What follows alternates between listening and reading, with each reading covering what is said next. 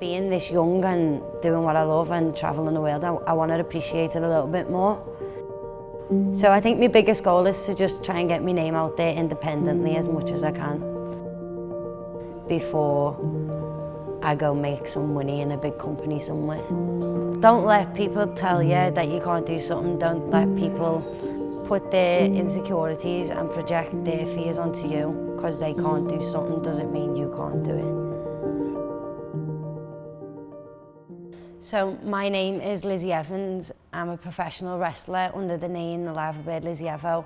I've been wrestling since I was 14 years old, so 11 years now. And I travel all over the UK and the world doing it. I just watched wrestling a lot as a kid, and I found a wrestling school and I never, ever, ever looked back. And it just maybe planted a little seed for me to be a wrestler. It wasn't long after I started training, and then outside of that school, I did Coventry Pro Wrestling, which is obviously in Coventry. And I would have been 15 for that one. So yeah, actively on shows since I was 15. Japan was a big one, I did that 17. Ireland, I love going to Ireland, Scotland. One thing about me is I love traveling, so I get to basically get paid to travel, see some cool stuff and then wrestle. So yeah, it's dead fun. Normally I'm the wrestler that just gets on with shit. This is my livelihood, this is how I earn a living. So when I have injuries, I don't do a shit bad move and pull out. I'll always turn up. When I first started wrestling, I really wanted to do like big goals, like Japan was one of them because Japanese wrestling was massive. So once I actually got an email about going to Japan, I was like, I'm maybe a bit too young. And once they got to find out how old I was and stuff, they were fine. And I think I flew over a few months before my 18th birthday, and that was quite cool. Yeah, I went by myself, and that was the first time leaving the country, so it was a bit wild, that. I think for me, I don't know if I can speak on behalf of everyone else, but for me, I always had my dad saying to me, you need to get a job, you need to do this, this, this. And for so long, because I had in my head that I really, really wanted to do specific things and I hadn't done them yet. And at that point, I was like, I can do them now if I just keep going. I had so much support from my family, but I think it was when he would see me coming home making 15 to 30 pound on a show that I'm barely getting out of bed for. That was when he was like, are you really serious? Like, this is what you want to do? But once he realised I was, yeah.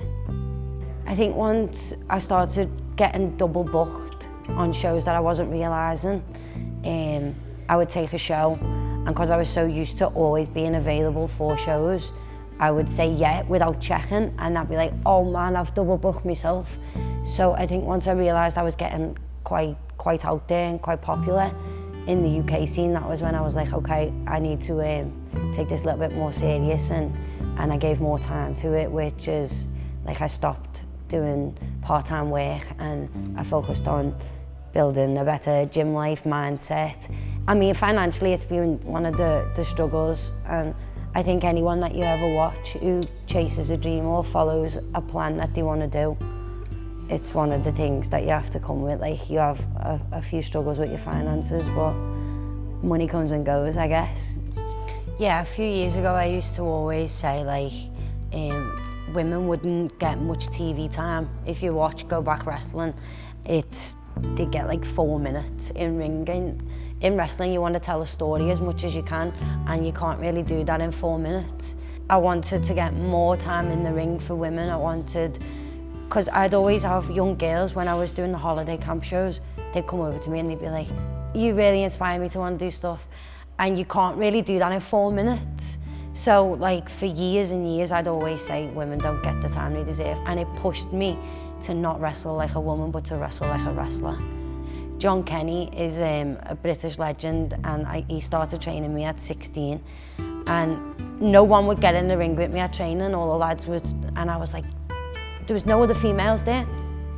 And one day John was like, I've had enough of this. When she steps in these ropes, she's a wrestler. When she comes out then she's Lizzy. So treat her as a wrestler when she's in there. And it made me a better wrestler. men especially have a barrier when it comes to this type of stuff. Like, females don't care, but men especially don't want to be seen being physical and being in contact with women in wrestling.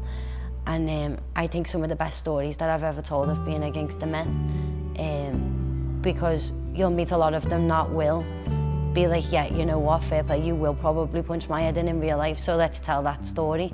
And it's cool when you meet people like that, but then you obviously get people that are like, no, you're just a woman, but then you prove them wrong when you wrestle. So for me, when I started wrestling, I didn't really have a good training school. It wasn't really, I've been vocal about it before, they were quite nasty people. They wouldn't let you train anywhere else. They wouldn't let you like meet new people in other schools. So it was quite toxic. And it taught me that, you know, to have a start like that in wrestling and still keep doing it, it shows where the passion is. So I just want people's starts and people's journeys to be a little bit more enjoyable, because mine wasn't at first. And it killed my passion a little bit, you know, and I had to take time out, and I would never want to kill someone's passion, and I want to make sure people know that whatever they want to do, they can do. I took a break from the training school because I had a lot going on at the time in my personal life, and the only thing I wanted to do was just get back in the ring and wrestle. And I think I took about 6-7 weeks off, and when I finally got back, I never took another training session for a long time off, because I knew that my passion was being fed in a different way, because I had come back with a completely different mentality that time. In wrestling, you can never determine what type of crowd you're going to receive. And so if you get a crowd that's a bunch of idiots and they don't give you anything as a baby face, at least as a heel, you can be like, oh, go away then, I don't give a shit about you. But as a baby face, I'd be like, oh, come on. And I ain't begging for anything, so I'm a heel and I love being a heel. My mum says when she watches me, she's like, that's you, but you just dialed up times 10. I'm like, yeah, that's me. This man.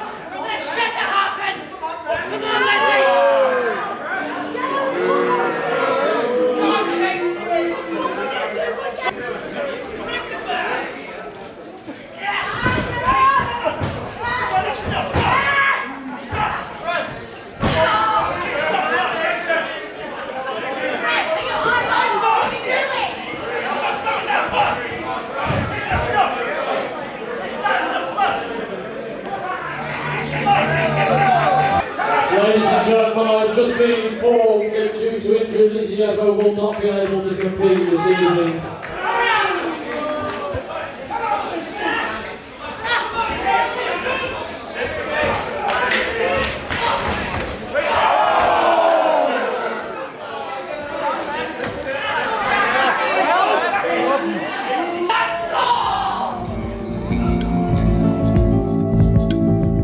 Kind of like an addiction, you know, when you're chasing something and you're like, I'm almost there though, and then you look back and you're like, I was nowhere near there. But I don't know, it's just, for me, it's just wanting to see literally how far I can take it from being from where I'm from, and seeing other people do it makes me want to do it as well.